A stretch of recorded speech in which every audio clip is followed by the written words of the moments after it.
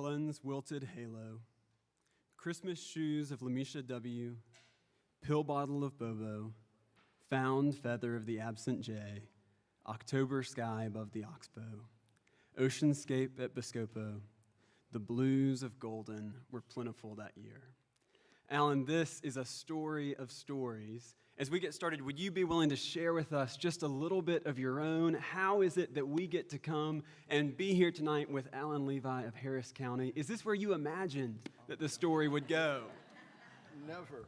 Before I do that, let me start with thanks. We made Theo available to the public just about a year ago, a year and a couple of weeks, with no expectations whatsoever. As I will explain in just a minute, I never really wrote this book to be published. I just wanted to see if I could write a piece of long-form fiction. Well, in November, my dear friend Will Givens got a copy of the book. And he read it and took a shine to it, and he said something to Carter, who said something to Beth, who said something to Deborah, and then to Wells, and then to all of you. And it has been a delight to connect the dots working back when someone reaches out to us to say that they like the book. I've been a traveling musician for over 20 years. It's been a few years since I did that on a full-time basis. But as a musician, when I wrote a song, I was basically asking for an audience to give me 3.5 minutes of their time. So, you know, the cost to the audience was pretty minimal.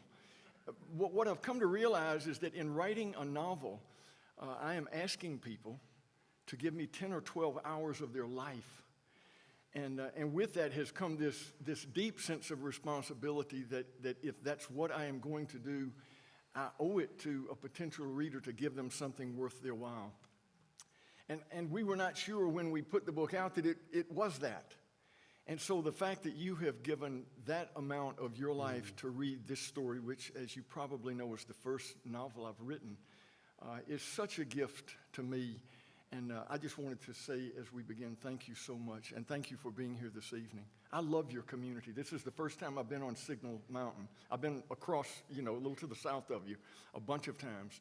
But what a delightful community you have. And the fact that there are people here who read books, and not only read books, but are willing to come out for something like this and then be silly enough to clap one time at the end of every sponsor's name. What a wonderful thing. Yeah, so where did Theo come from? That's the question. I was standing in a coffee shop in my hometown of Columbus, Georgia, a few years ago. It's a coffee shop that I go to a lot.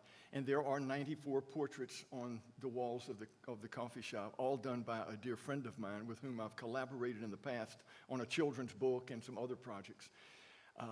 And I was waiting for my coffee to come to me, and just as the novel says, all of the portraits are for sale. And I know many of the people in the frames, and I know that they are capable of buying the portraits, or somebody who loves them could buy the portrait, but they've been there for a long time. And I wondered, wouldn't it be fun, wouldn't it be interesting to buy all of them and find the people and give them their portrait? I still think that's a glorious idea.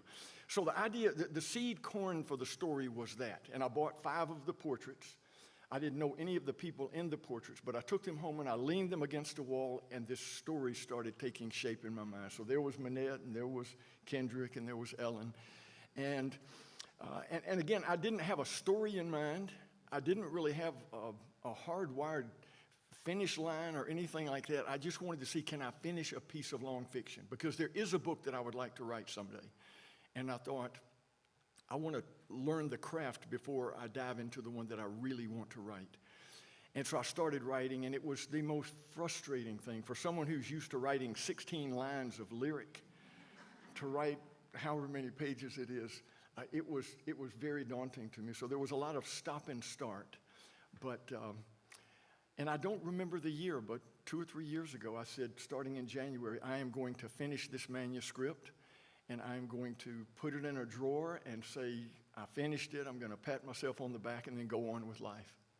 And so I did that. And then some friends of mine encouraged me to do something with the manuscript. These are 5 fellows that I meet with every year for a long weekend. We're college buddies. And we get together just to encourage and catch up with one another. And they said, well, what about that thing you were writing? And I said, well, I finished it. I'm done. And they said, well, why can't we read it? And I said, well, you can read it. You can. And so they read it, and they were very encouraging, somewhat insistent. But they said, we want you to do something with this. And I have learned at 68 to trust people whose judgment is better than my own. And that is saying to trust a lot of people. There are a lot of people who I know have better judgment than me. But I deferred to their judgment, and I went back and, polished up the manuscript, and then I hired my niece, Erin, and here we are. And it has been the most wonderful, wonderful experience because of people like you, and we're glad to be here tonight. Now, Allen, you have worn a variety of hats. If I were trying to keep count, which I don't know if I can count that high, you have been an attorney, you have been a singer-songwriter, you've been a judge. When you get asked the question now of what do you do for a living, how do you answer? Yeah, it's a funny thing because I know, I'm still licensed to be a lawyer, but I'm not a lawyer. I don't practice anymore. I'm not a judge, obviously. Singing, songwriting, that sort of thing, I do avocationally now. But I cannot get to the point yet that I feel at all comfortable saying I'm a writer. I know that's what I do. And I hope that I will do more of this in the future, but I would be lying to say that I'm confident enough at this point to say I'm a writer. So I usually just try to get them off course and talk about something else, That sounds like somebody else said. So if you were to be called a writer, yeah, what has been the biggest challenges of this new season of vocation? Yeah, it's just figuring it out. I live in a little town of less than 1,000 people. I live about 3.5 miles out of town. There's not a lot of cultural stimulation where I live. There are not many people that I can sit down with and bounce ideas off of. I've got lots of friends in Nashville, and I envy sometimes the community of creatives that they have there. I have none of that. And I've worked alone all my life, even as a musician. And it's hard for me to invite somebody in because I'm kind of hardwired to doing things the way I do. But I'd never written a novel before. And so just the volume of words and trying to put a story together, it was really, really frustrating. And I quit writing the book 20 times. I would write for a week, a month, and I would say, I don't have any story. I don't know where it's going. I had no plot line, no narrative, nothing. But I was thinking if I sit here long enough, something will bubble up. And it kind of did eventually. This is what bubbled up. But it was very inefficient. And again, going from writing short pieces of composition, music and lyric, to something like this was daunting. Mm-hmm. So I had to learn to sit still for long periods of time by myself, which I'm kind of wired to do, and leaned into it. And I'm satisfied with what we came up with here. But if you want to take a master class in inefficiency, just follow me around for a week. It is horrible. But I will say this. I've read some books by writers about writing because I love to read. I was telling some folks earlier today that for most of my adult life, I have not had a television. When I was in my 20s, I started law practice, and I would get home in the evenings, and I was wasting a lot of my time watching television just because I was exhausted at the end of the day. But I knew that there were things that I should be doing with my time, so I got rid of my television. I started writing more music, started reading voraciously. All of the books that we were assigned in high school and college and never read, the great books that honestly we were in no way ready to read at those ages. But I started reading a lot, and I took an interest in the way that writers put their books together. So when I started doing Theo, I've got a shelf in my home of books by writers about writing. And I started going back and kind of looking at those. The one that caught my imagination and was most helpful to me was one by Stephen King called On Writing. It's humorous, it's well written, and I've never read anything else by him, but it's obvious he is a really, really serious writer and a really smart guy. But he said when he starts to write a novel, he just has a situation. Nothing but, it could be as simple as a man sitting on a bench with his right arm over the backrest and a pair of very stylish, cool clothes that look very out of place next to the man that he's with on that particular night. That's the situation. And he said he starts writing, and it turns into what it turns into. And so that was sort of the strategy that I set out with. Since then, I have heard an interesting conversation with Amor Tolles. And he says that when he writes, he doesn't really call himself an author. He calls himself a story designer. And he'll spend a year or 2 years designing the story before he ever writes, as I understand it, writes a line of the book. But when he starts writing, he knows exactly where he's going.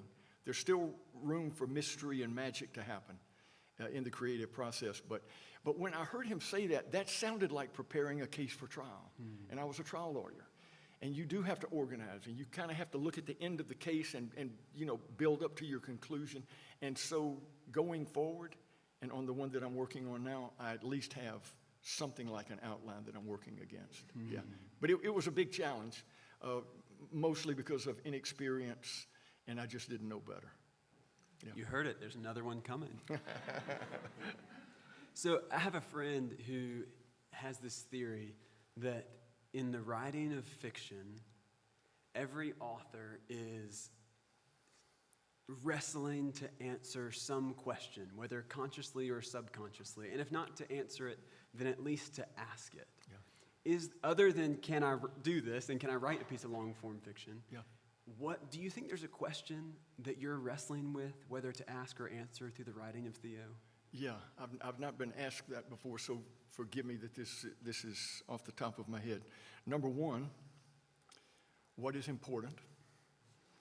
And number two, why are we so mean? So when I started writing the book, this was, I think, around 20. It was before COVID.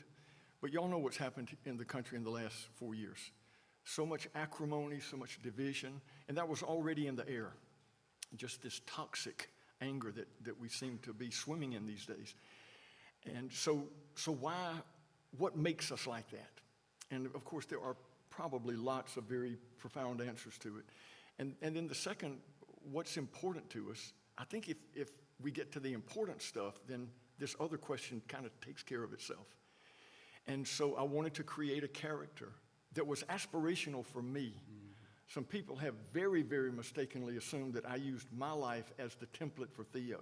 I would like to be like Theo, but I am nowhere close to this wonderful old man.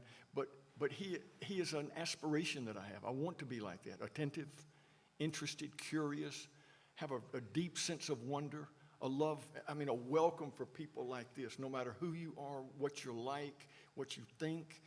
And so in writing this character, I think what I was after was a model that I could kind of look up to myself. Yeah, but those would be the questions, I think. There are lots of others. But yeah, I think those two are the ones that I would land on. Theo's attention and curiosity. Those are things that are spoken of and written about widely right now. We've said that if you're here, we assume that you've finished the book. And so, spoiler warning, do you think that that's something that Theo would have had to practice? Yeah. Is that something that he was born with and a gifting he grew into? Would it have been formed by circumstances? How do you think Theo came to be as curious and attentive as he is when he arrives in Golden? Yeah, so I would put that question to all of us, right? Do you know someone that is that way? And what are the habits, what are the practices of their life that keep their minds and their hearts open to a sense of wonder? Thomas Carlyle, who was an author I read a lot when I lived in Scotland some years ago, once said that wonder is the basis of worship. And I think that to go into the world with a sense that there is this much bigger thing than any of us, and that, forgive me, but I will allude to my faith tonight, but that the fingerprints of God are all around us every day. I think we have to practice that presence and be mindful of it. As a singer-songwriter, one of the things that I really loved about that work, I love to write new songs. And so if I was playing in wherever, Kansas City tomorrow night, on the flight out, my piano player and I would sit together and I would try to write a couple of new songs on the plane. I just love to write. But what that did was it kind of worked into me this habit of looking for things every day to write songs about. And I began to notice, and I could excuse that on the grounds that that was my job. But what it became was it became the thing that made life really rich. And I think that we can all practice that. For me, getting rid of the television, I'm not saying that that works for anybody else or that anybody should do that, but that helped me. And I started paying more attention to words. I started paying more attention to conversations. I live in the country. I spend a lot of time outside. I do a lot of manual labor on the land where I live. And I do think that we have to practice habits. There has to be some stillness, some silence, some solitude, some Sabbath, some simplicity, those sorts of things. And what that does is just gives more space for our minds and our eyes to behold what's out there. And my guess is that you guys are all really good at that. You live in a beautiful place. And if you're not, that's okay.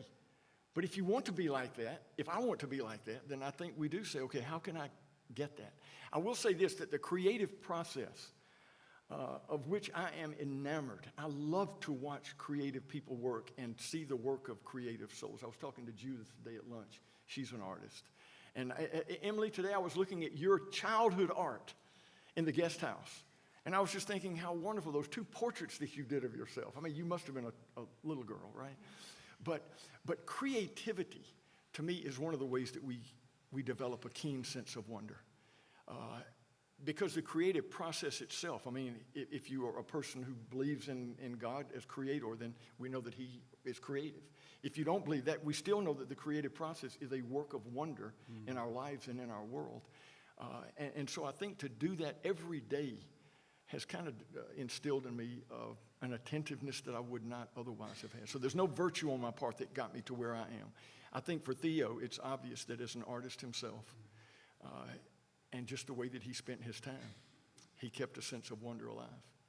Yeah. And maybe he also got rid of his TV at some point. Yeah, I don't think Theo had a TV. So Theo is this mysterious figure who arrives in Golden, and hardly anything is known of him. Right. And he seems fairly intent to keep it that way. Right.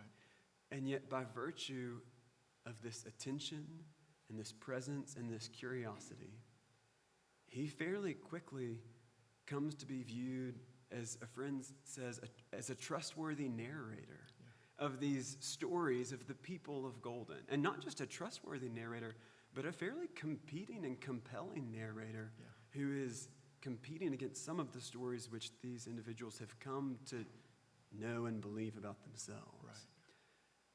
This proves to be a powerful experience, both for the individuals who are sitting next to him on the bench in front of the fetter, as well as for us as readers.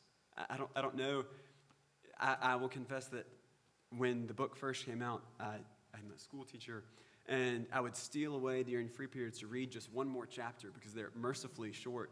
And I would find myself sitting in my big chair, and I would have tears running down my eyes as I would have just read. I would have just encountered Minette or the journalist or Kendrick. I go, I got to go teach all these high school boys. I got to pull it together. It was deeply moving. Yeah, good. Thank to you. see someone act as this trustworthy narrator. Yeah. Why do you think that it is so powerful, both for the individuals in the story as well as the readers, to encounter a new narrator? Yeah, that's a wonderful question. Doesn't he ask great questions? Will and I have a friendship that goes back some years because I know his mom and dad, and if you wonder where he gets his chops from, he's got a mom and dad that are just magnificent people, and he knows that. And Will, I thank you for your work here tonight. Let me answer that in a couple of ways.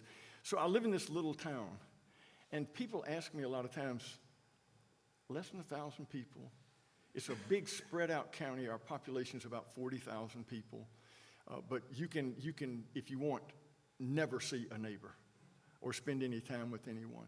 And people ask me, don't you get lonely because I'm not married and I don't have a family? And don't you get bored? And I usually tell them to the first part of the question, everybody is lonely. It's just part of our eviction. It's part of where we are. Everybody is lonely, but I don't think I'm any lonelier than the most happily married people who I know.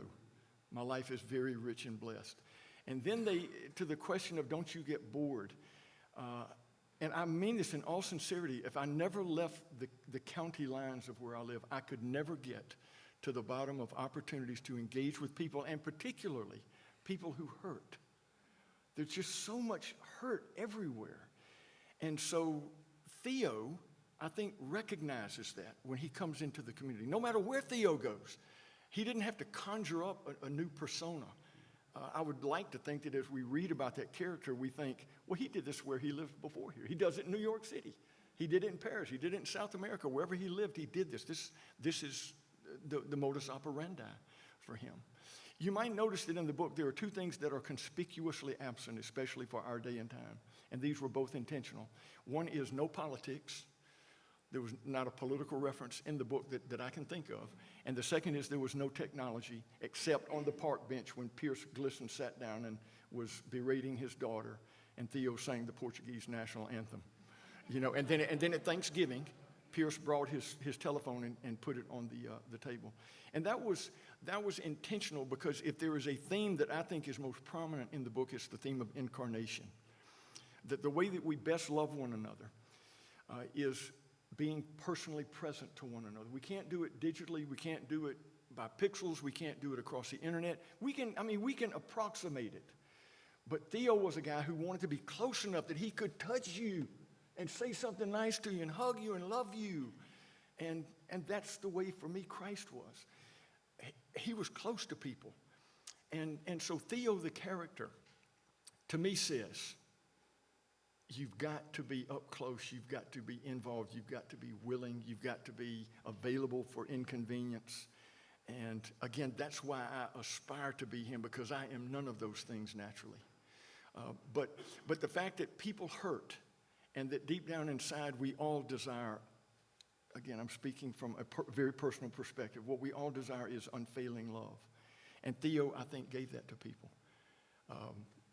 And so I think that was kind of the magic potion, that he loved people where they were, and he knew that if I can scratch the surface just enough, I'm going to find out that there is hurt here, and there is some misperception that guy has about himself, that she has about herself, and we're going to do battle with that. And I'm going to try to convince this wounded soul, which all of us are, that you are capable of saintliness, and you are motherly, and you are beautiful, and you are good, because you're made in the image of God. When the book came out, was it October, November? Yeah, October. October. I had finished reading it. You said 10 or 12 hours, but you must be a far faster reader than I am. Oh, no. But at some point, at some undisclosed time in November, I had finished the story and couldn't help but to talk about it in passing conversations. And at one point, as Christmas was approaching, someone shared, and it may have been one of you, someone shared that they have a practice of sharing a book with one of their in-laws as a Christmas tradition. And the individual asked if I thought that Theo might be a fair option. And the individual said, I do try to be really intentional not to give a gift that is political. Right. And the question was, is this book political? And I think I might push back on your answer. Okay. Because I struggled to answer that question, because I had just been deeply moved by Manette's story, as well as the account of Mr. Mendez and his daughter, and what Derek Prentice is wrestling with as he engages with that relationship. Yeah. And I thought, in some ways, the book is deeply political. And perhaps it corrects our view of politics, because it deals with faces and people. Yeah. And it asks, how will I treat my neighbor? And what does it look like to seek to discern or navigate between good justice and good mercy? And the line of, if you have to choose, always choose bad mercy. Because bad mercy doesn't hurt nearly as bad justice. And so in some ways the book is deeply political.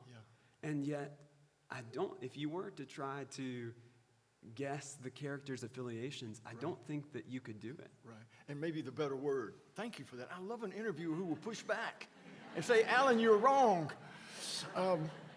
maybe the better word is partisan. There's no partisanship in the book.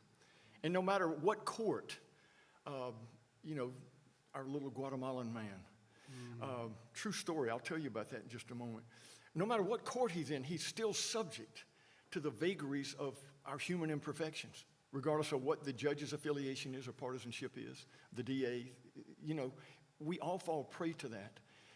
And so in the court, you know, anybody who goes is somewhat subject to the winds or the winds of justice or injustice that happen to hit them there. When I was probate judge, I also handled the misdemeanor criminal cases in our county. And one day I was sitting in my office and a couple of the deputies brought in is it Mendez in the book? The reason that I ask is, I know his name. And I was going to keep his name in the book, but I was thinking this might jeopardize him. So I took his name out and changed it. But I wrote it in a little prayer book that I use in the mornings. And I still pray for him. But the deputies brought this very small and very, very frightened man into my office. And he couldn't speak English, so I got a translator to come to the office. And we had a really wonderful conversation. And as I tended to do whenever someone came to my office, we sat across a small table, and I held his hands just to let him know I'm not your enemy. And so we had this great conversation, and I told him, or asked him, would you tell me your story?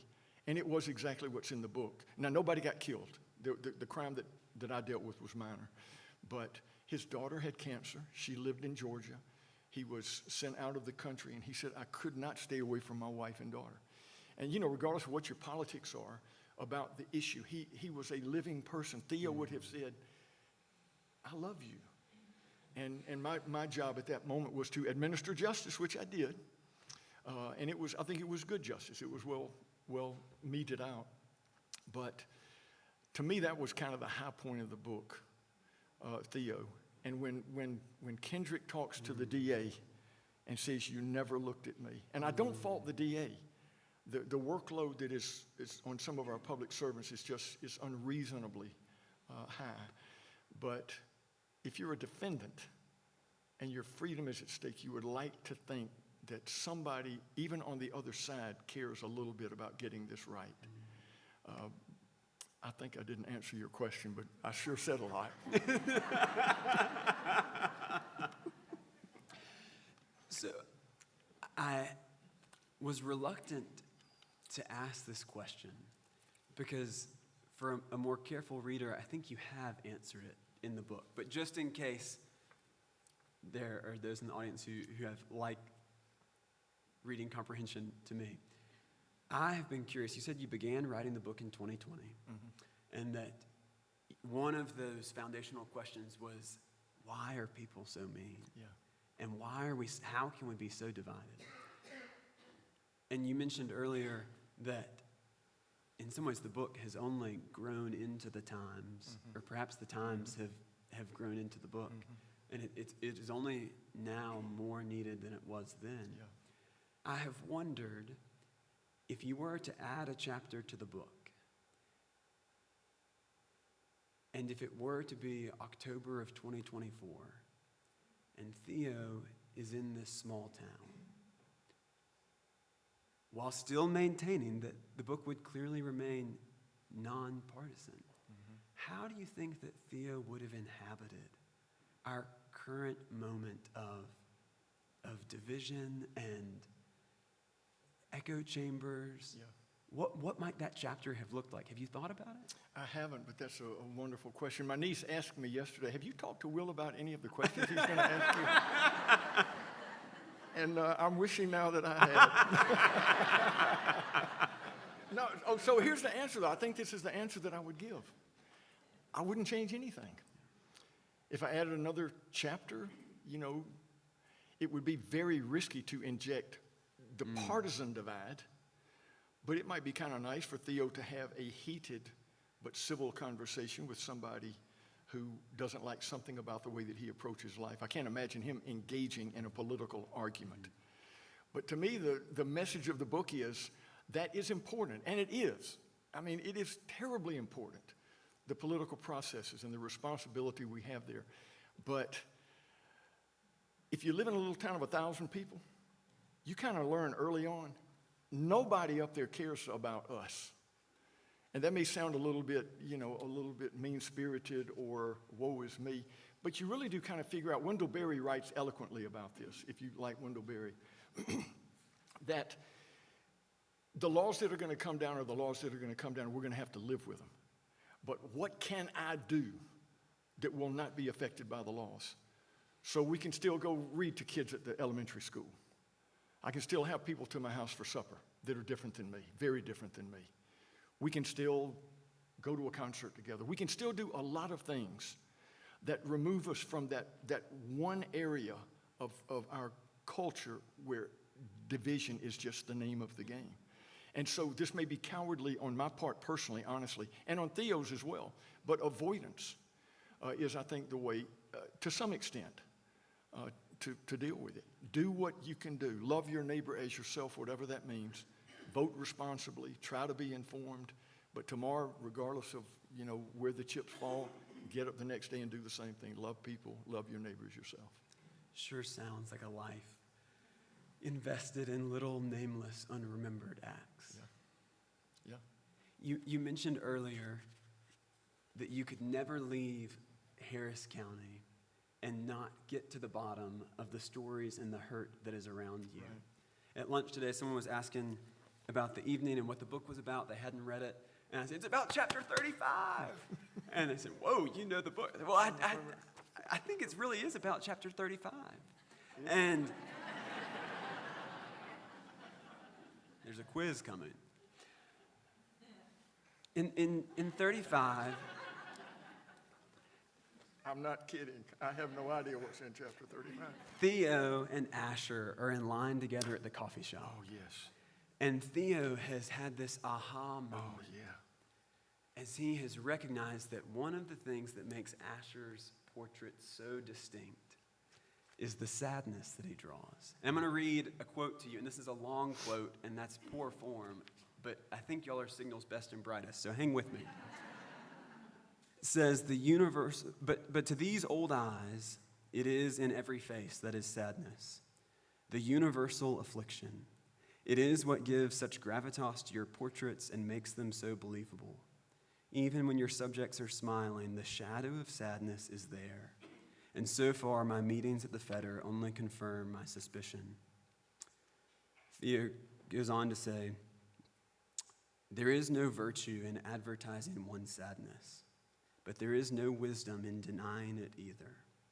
And there is the beautiful possibility that great love can grow out of sadness if it is well tended.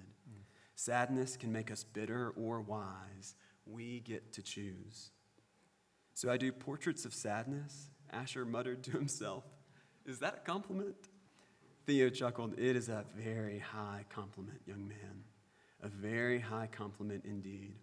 Perhaps I am mistaken, but at some point, if we are wise, we must all confront our sadness, our brokenness, our disappointment. I am quite certain that your portraits help some people in a very tender and courteous way to ask themselves, maybe for the first time, who is that person? What do I know to be true, really true about that face? Asher, we are masters at masking our sadness, but deep down inside, if we are honest, we know that there is an unsatisfied longing deep inside all of us. Your portraits invite people to be alone and quiet and truthful with themselves, to admit the longing and to discover the goodness in their sadness. Maybe. Asher held his peace, oblivious to the presence of customers around him. Narrowed eyes and wrinkled brow expressed his keen concentration. Asher, please don't understand me. You don't draw portraits of sadness. You draw portraits of people. Sadness is only one part. There is beauty and gladness and playfulness too. It's all there in elegant proportion. That's good. It is good.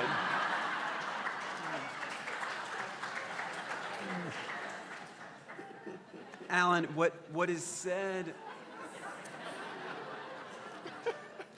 I know who's going to do the audible version. Allen, what Theo says of Asher could well be said of you. would you tell us, what has the experience been like, or what have you learned from writing portraits of people in which there is sadness in elegant proportion? Yeah. So I don't know that I would say learned as much as maybe reaffirmed or contributed to a deeper understanding. And this may be a function of age. You know, at 21, 22, I probably would not have thought anybody in the world had any sadness. But after a life of litigation and a life of just growing up in the world, the weight of hurt that is in the world, and it does not, and let me be real clear about that, it does not destroy the joy that's at the other end of the spectrum. So years ago, I wrote a song, and it's one of the very few that is, to me, overtly religious. Because as a musician, I most enjoyed playing for groups that had no religious affiliation. But I like to sing songs that maybe just provoke people to think. But there was one song that I wrote once about Jesus. And it says, he seemed a walking contradiction, perfect joy and perfect sadness.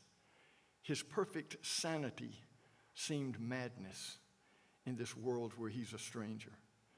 And I think if he felt the sadness of the world, he was a man of sorrows acquainted with grief, then there's no way that we're going to escape it.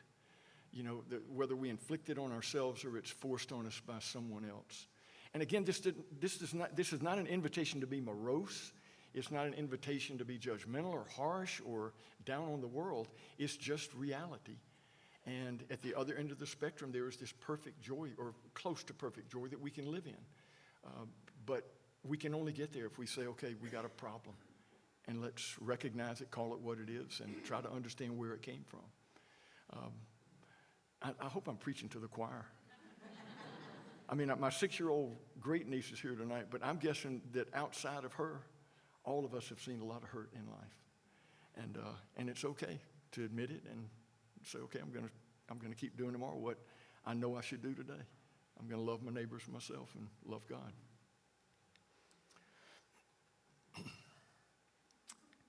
Allen, you mentioned there how there can be a sense of reluctance to perhaps to advertise your faith. And those are my words, not yours. You'll correct me in a moment, I hope. Theo, we also encountered this, what seems like a persistent reluctance in Theo, Right. particularly in his relationship with Tony, Yeah. which I would imagine might be a favorite of many of ours out of the book. Would you share with us some of the thinking behind Theo's reluctance and also his choice to share in moments but not in others? Yeah, gosh, that's such a good question. Yeah, so, and that was very intentional on my part. Again, as a musician, I want to sing to as many people as I can sing to. And so I tended to write about things that everybody experienced: childhood, parenthood, being in love, work. I try to write about a wide berth of subjects. And there was very little reference overtly to anything divine in the songs. They were just observations about life, and they asked questions. So a lot of people have, when I've heard them describe the book, they say, this is a book about kindness. That's fine. It is a book about kindness. I would also like to think that if someone is willing to go there, they would realize that it is a book about the reason for Theo's kindness. And he makes a lot of reference to heaven, right? He talks about that a lot. Tony it kind of rags him about that a bit. They play one another about the inclusion of Theo's insistence about heaven. And part of that, just to be absolutely honest with you, I didn't want to run off a reader who would benefit from a good story because I was trying to force something into the narrative. If anybody asks me, I will sit down and talk for hours about what I think to be true about God and my faith. I'm not ashamed of it. I'm not embarrassed by it. But I know there are a lot of people who don't really care to hear it. And they deserve to read good books. And I read a lot of books by people who don't believe those things. And I love their writing. And the profundity of what they bring to the mind is so much deeper than what a lot of religious type of writers do. So when I wrote the book, I was extremely sensitive to that. Tony, I think, is a really wonderful foil for Theo. But again, it gave Theo a chance to express himself like this rather than like this. And I wanted that to come through loud and clear. I will give you all a little preview of where these stories are going. So I'm writing one about Ellen now. And it's an earthy story. She has a hard story. How does someone become so eccentric and so intelligent? And to me, the answer is trauma. And so I'm working on that one now. But there is a third one that I would really like to write, and it will be about Tony and a friendship that he has with Father Lundy, who was the man who eulogized Theo. He was just a bit player in the novel. We don't know much at all about him. But in that book, the way that I'm envisioning it now, they formed this really interesting friendship where they agree to disagree, and they talk about their love for Theo and the impact that he had on him. And one of the things that we will learn is that Theo and Father Lundy spent lots of time together. And so there will be more theological content in the book. And, you know, I'll pull back the covers a little bit there. And if somebody doesn't want to read it, they don't have to. I hope they will have benefited from 1 and 2. But that was intentional. And again, you know, the kind of the conflict that I have with myself is I don't want to deny my faith or what I believe to be the best thing in the world, and certainly the best thing that I've ever experienced. I don't want to disown that, but I do want to be mindful of the fact that there are a lot of people who just don't care to go there right now. And I believe me, I'm a man of prayer. I have prayed over this book many times, that it would reach every heart in some kind of way. So you were talking a minute ago about reading chapters between classes and crying. I have heard, as you probably have, that good art makes us feel something. And I find it extremely gratifying that the story, from what I can tell, is making people feel something. And then I can just, you know, I can trust that whatever that is will lead to some good place. Mm-hmm. Speaking about the influence of the book, I confess that I'm not a numbers person. So many of you will need you to crunch the numbers for us afterwards. But I have this theory that of all the books in publication, if you were to account for the number of total books purchased and look at the proportion of books which have been given away, I have a theory that Theo may be one of the most given books per purchase, asterisk, of any book in print. Why did you suspect that in writing it? Did you know that it would prompt this generosity? Why do you think that we finish the book and there is this burden of, oh, I got to share this with somebody? Yeah, I wish I could answer that. I'm so happy it's happened that way. But I honestly, I mean, when I say that I did not write this book to be published, that is no stretch. I did not. And since we published it, I've not read, I mean, I don't know what's in chapter 35. I did read the Christmas letter last year just for a little thing on the internet. But when we released it, I mean, Aaron and I were just hoping that anybody would be interested in it. And again, my prayer was that people would benefit from it. But the fact that people have shared it is just, we're over the moon about that. We are self-published. So I experienced this as a musician. You know, there was a time you could go play a gig and sell CDs and that sort of thing. Well, about 2008, that dried up because streaming started to take over the way that we listen to music. And it has been a real challenge to vocational musicians. Well, being unfamiliar with books, Aaron and I, you know, we talked about maybe talking to a publisher, but I said, Aaron, I don't even know if this book is worth anybody's time and attention, much less somebody in the book world. And we have no leverage if we wanted to ask for anything that we think would serve the book. And so Erin, my dear niece, who is just a really smart person, she's been working to try to figure out how do we let the world know that this book is out there. And we have discovered we cannot do it, but you can do it. And thank God, I mean, maybe this is an answer to prayer. Lord, if this can serve anybody, would you do something with it? And so, you know, people have been so gracious to share the story. And, I mean, y'all can answer better than I can why you want to share it. But we're awfully awfully grateful. And if you happen to be one of those, thank you and keep up the good work.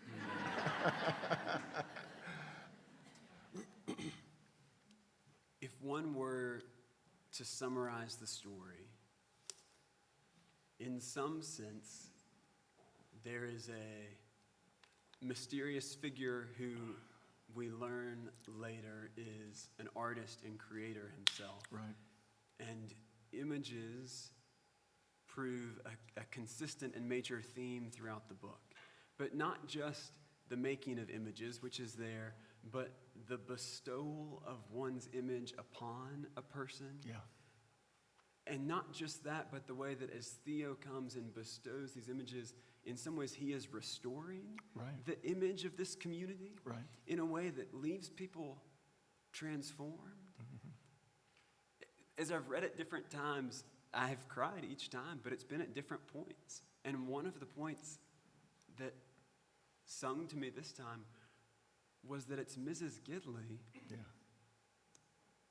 who pays for the hotel room for the Mendez family to be reunited. Yeah. And it's Ellen who gives all of her earnings, contrary to the advice of her trusted consultant, to the purchase of Simone's new cello. Mm-hmm. And so somehow in receiving their image, they have been made more whole and are simultaneously more themselves, and yet they also bear the image in this deeply themself way of this man who came to town. Yeah. In some ways, it's a story of a people who see a glimpse of someone who bears the image of goodness and love and beauty. Right. And by seeing his face and knowing that he sees them, a people are transformed. Mm-hmm. And yet you, my friend, wrote the book and are still Allen Levi. Yeah. Would you speak to the experience of having written the character of Theo, this person, the aspirational character that he is, and yet having to go to bed at night, and you're still Allen and you're not Theo? Yeah. Is that a compliment? You could have stopped before the question, and that would have been a beautiful recitation about the book. No, like I said earlier, the character is aspirational to me. And I will tell you a scene that I was working on in the new book just yesterday. At one point, let me get the characters right. Ellen is talking to a visitor to Golden, and she's sitting on Theo's bench, and she's telling the visitor all about Theo and the way that Theo made her conscious of people's faces and the things that he saw in her. But she makes reference to this stranger, that sometimes the hardest face for us to forgive or accept is our own face. And we need someone to affirm us. Little children need that all the time, don't they? They have more than we do probably, but they still need it. And as we get older, we need to be told that we are fearfully and wonderfully made, and that we have this mysterious power of judgment and misjudgment. And we bear this image of something so much bigger than us. So in writing the character, I think I was kind of preaching to myself, Allen, you do not believe this about yourself, and I don't. That's why it's so hard to say I'm an author now. I just can't quite, I don't believe that about myself. And there are a lot of times I don't believe that there's really much goodness in me. And I know that it's dangerous to go there too enthusiastically. But I want to hear that myself, that I'm capable of saintliness, and that I can contribute to the life of the world, and you can contribute to the life of the world. And this character is insistent in bringing that to everybody, whether they accept it or not. You were asking a minute ago if I were to add maybe a chapter. There was that one chapter where the boyfriend tore up the girl's portrait. But it might have been interesting for Theo to have a bad bestowal, a really bad one. You know, where the person just says, you are full of it. This is, who are you anyway, kind of thing. Even then, Theo would have been insistent, you're still capable of saintliness. there's still a lot of good in you. But it's just like sadness. We can choose to live in that, or we can choose to live outside of it. You know, the choice is ours. Yeah. But tonight I will go to bed and I will still be Allen Levi.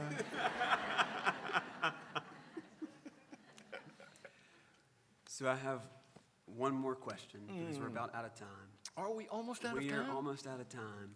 But I have heard that it is a shame to end with logistics. And so we're not going to end with logistics. We're going to put logistics here, and then we're going to end on a good one. Okay.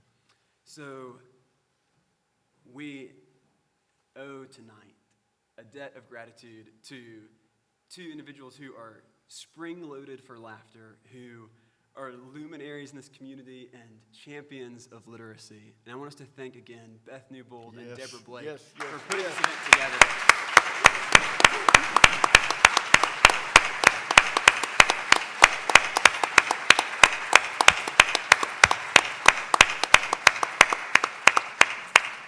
So let me interrupt you real quickly. My brother Gary, who died 12 years ago, he was my hero in life, and he's still my Theo.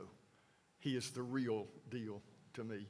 But one of the things that Gary used to preach was that one of the most underutilized gifts of really life anywhere in America, he would have specified the church maybe, is the home and the dinner table.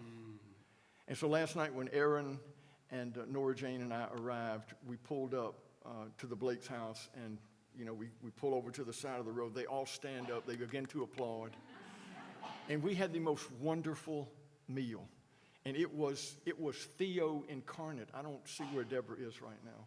But, of course, Beth was there. Carter couldn't be there. There she is. And then Carol and Thad were there. And Emily was there. And it was just a feast. And that was my introduction to Signal Mountain. And if y'all are anything like that, I might be moving up here real soon.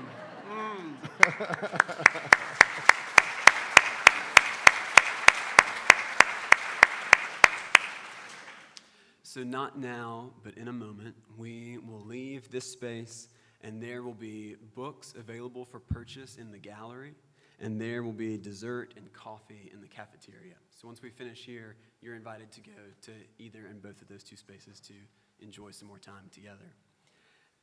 Alan, I have one more question. I wonder if Theo were to have purchased your portrait, and if he were to have spent some time with it over the dinner table or the easy chair next to him, and then if the two of you were to sit on a bench together, what do you think that he would say and see in that portrait? And what do you hope that he would say and see in that portrait? So let me tell you a story. My 5 friends who came down to visit at the farm like they do every year, once I had given them the manuscript and they read it and they insisted, you have got to do something with this. The next year when they came back, we were getting ready to go eat supper as we do every year during that weekend, Saturday evening, 5:36, something like that. And a couple of us were standing out in the parking area right next to my house, and a van pulled down my driveway. I live way back in the woods, so no van has any business pulling down my driveway. And I didn't recognize it, and they just kind of sped by the house. You've been there. Sped by the house, and I said, I'm going to get in my truck and go find out who that is. And so I was walking toward my truck, and the van whipped around and came back and pulled right up next to me. And a chef got out of the van. And then a sous chef got out of the van. And I still couldn't connect the dots. And then I turned around and my buddies were smiling, and I realized, okay, this is something.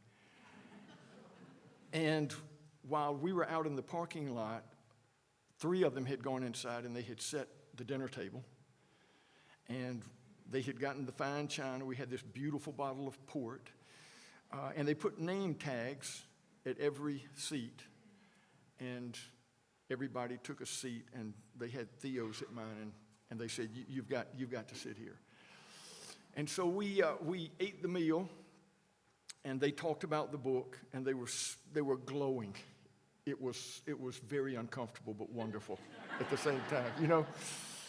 And at the end of the meal, they brought out this large object and kind of propped it up on the table, and they said, "Pull the paper back." And it was the portrait of me.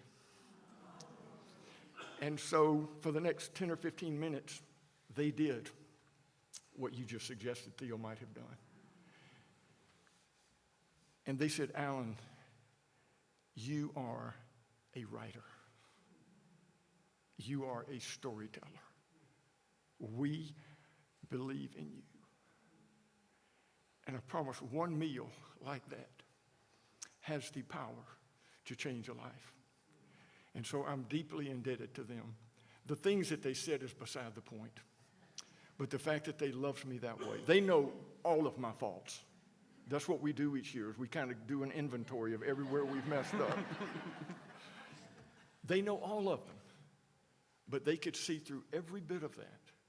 And they could say, "You are one wonderful human being." And that's what I hope people take from the book. And that's what I want you to know tonight, that you are capable of saintliness. And no matter what kind of muck and mire you've got in your life, every one of you bear the image of God, and every one of you is a wonderful human being. So says Theo.